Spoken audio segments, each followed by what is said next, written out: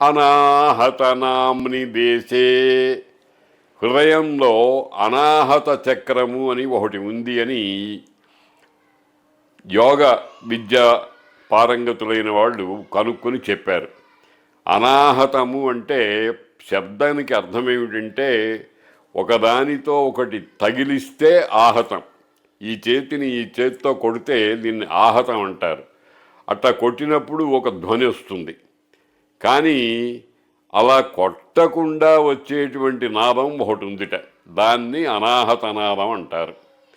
ఆ అనాహత నాదమే విశ్వప్రపంచంలో అంతటా వ్యాపించి ఉంటుంది. అది మన హృదయంలో కూడా ఉంటుందన్నమాట.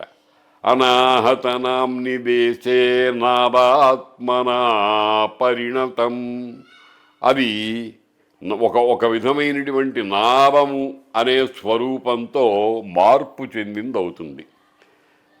ఈ నాదము కానీ ఈ అనాహత ప్రదేశం కానీ తర్వాత ఆనంద లక్షణం కానీ కలిగినటువంటిదంతా ఏమిటి అని అంటే, ఈ శ్లోకాన్ని వ్రాసిన వారు ఏం చెప్తున్నారంటే అది అమ్మవారి యొక్క స్వరూపంట.